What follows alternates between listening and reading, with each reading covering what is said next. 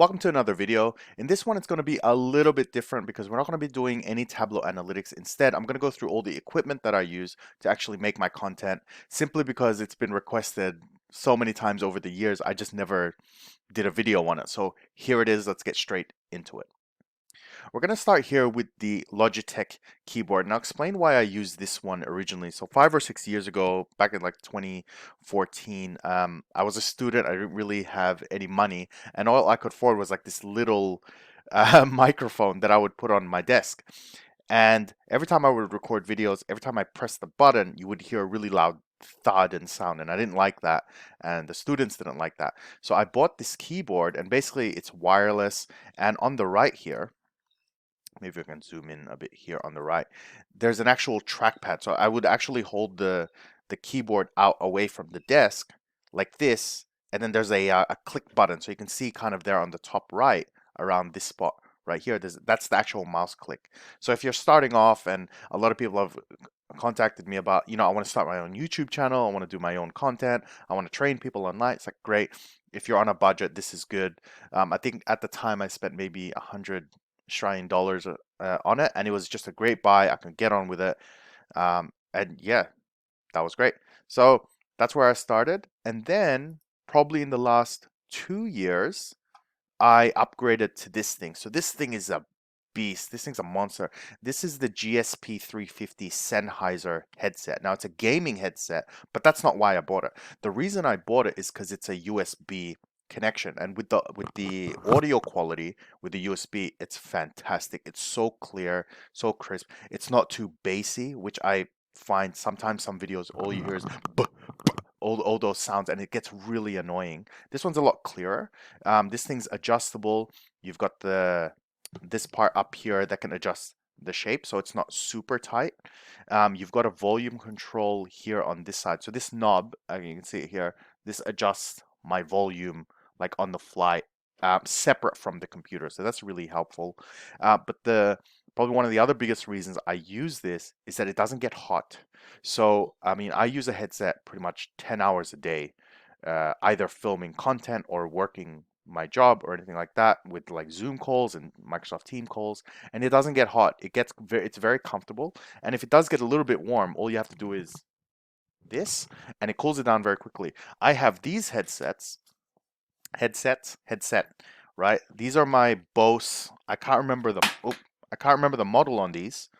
But these get extremely hot. No way you could record for 10 hours a day on these. They just get way too hot, and they're not comfortable, and you can't, even traveling sometimes is a bit problematic.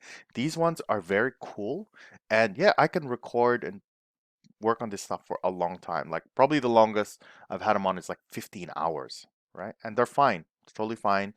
They're durable as well. So you find with a lot of with some of the headsets, even the Bose headsets, is that the fabric eventually gives way around this spot here because you're constantly taking it on and off, and it starts to peel. And once it comes off, that's it. It's gonna come off, right? Over time, it's just gonna come off. So this one, I haven't had any of those problems. Yes, granted, it's a little bit more expensive than a basic headphone, but the sound quality is just amazing, right? It is wired, and then it connects kind of like this. It's got this little special port, and it's got like a USB converter, and then straight into my PC, and it's just fantastic. So that's what I use. The next thing is, now this keyboard is not my exact keyboard, but it's just that I bought my keyboard so long ago. They've upgraded it, but I'm like a keyboard fanatic, and I have very specific things I look for in keyboards, and I'll explain why in a second. But if you look at the gaps, maybe I'll draw it with my tool, right? These gaps are very important. I found with keyboards where the gap is not wide enough or it's too wide, you end up clicking the wrong keys, right? Now, as a programmer, as a developer, I'm on my keyboard. This is like my weapon, right? Every single day. And efficiency also, like with your wrists, you really got to protect your wrists. After working on computers for maybe 20 years, you really got to protect your wrists. I know it sounds funny, but you got to protect your wrists. So all that helps a lot. Also, you definitely need a number pad, right? And that's really good. It's got the standard shape. I hate it when they change the shape of the number pad or the arrow pads or anything like that, because it's just you're just not used to it, and it starts to mess with your flow, right? And it's all about efficiency. I'm competing against another developer, you know, and if I can type faster or be more efficient, that's my advantage, and that's a big difference in development time for my clients, right? So that's what I use. Sorry, that's close to what I use. The other important thing is the battery. Right, so you can see here it's USB rechargeable. Back in the day, they didn't really have many of these. It would always be like a AA battery or a AAA battery. And the thing is, it's annoying because it always gives out right when something important is about to happen and you need your keyboard. So with this one, right, and I think with pretty much the entire Logitech range, it's all USB. So basically, standard cable you can buy anywhere, plug it in, 20 minutes, 30 minutes, are completely fully recharged. But I think you can get like a quick charge in just a few minutes, enough to get you through like a week or 2 weeks or something. And I'll explain that as well with the Logitech mouse, right? So yeah, that's a very fantastic keyboard. And I'm pretty sure this one's tilted as well, so you can see. And usually what they do is it's a little tilt there. Maybe we can see it. No, it's not really showing it, right? But it's a fantastic keyboard. Okay, so the next thing I use is this mouse, and this was a Christmas present from my girlfriend, recommended by my best mate, and she was like, "Oh, I want to get him something romantic for Christmas," and he's like, "Get him a mouse."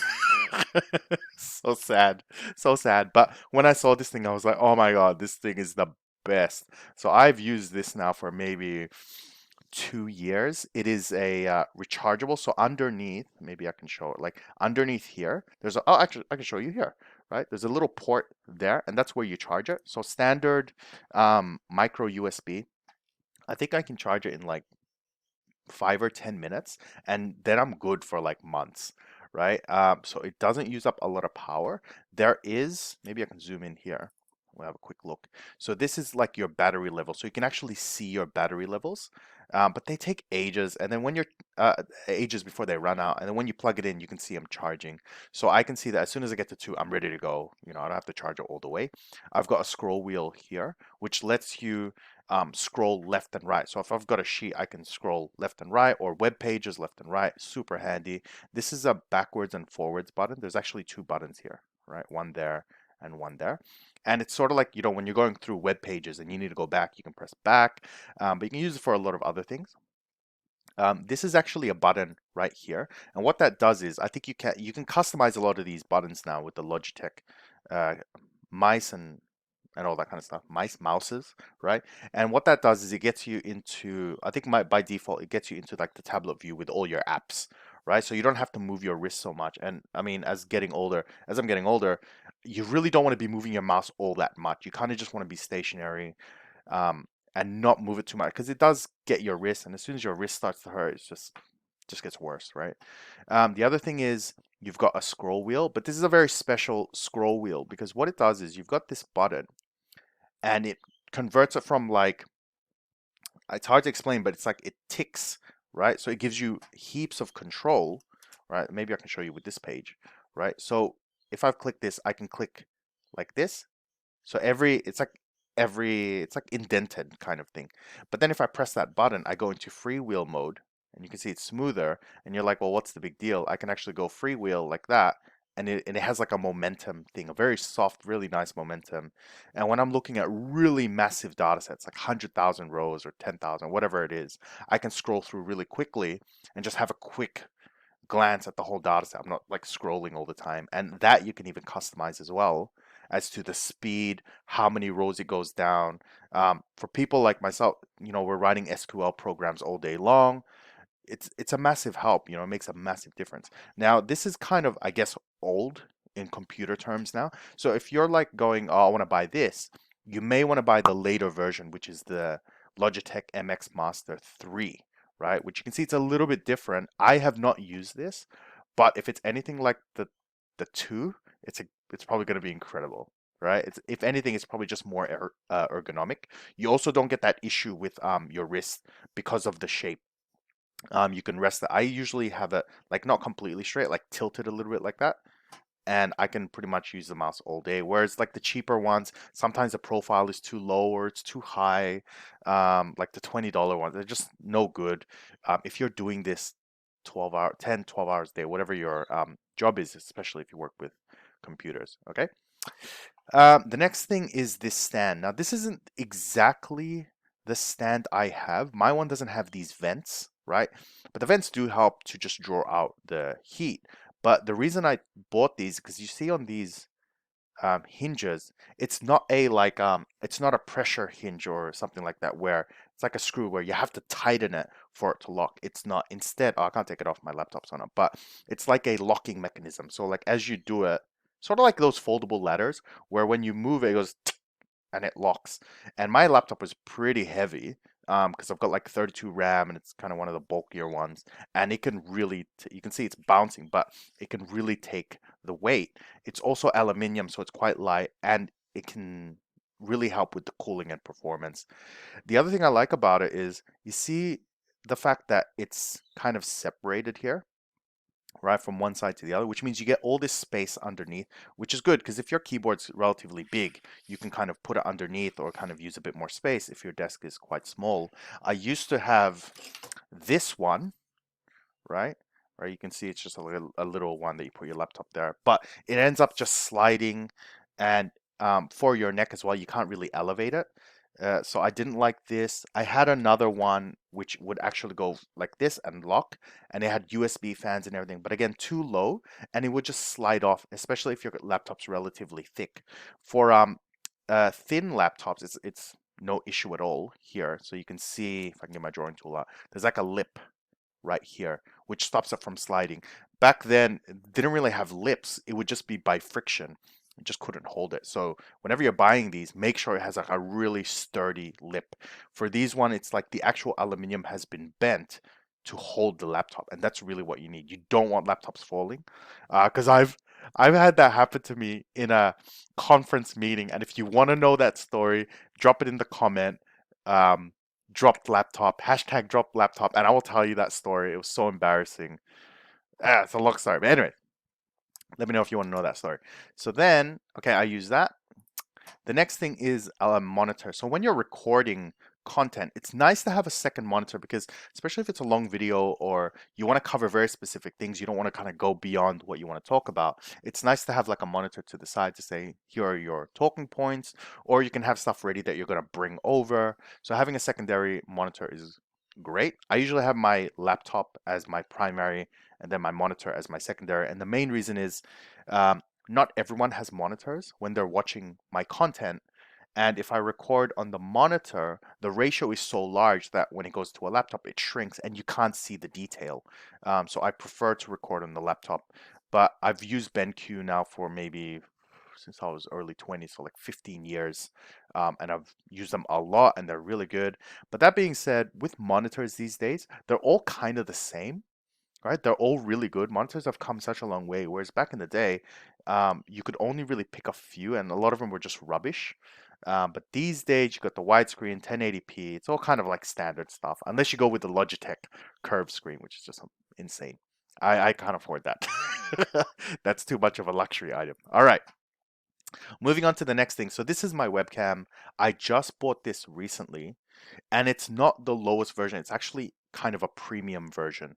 And the reason I chose the C920 is because you really need good video quality with recording, online content.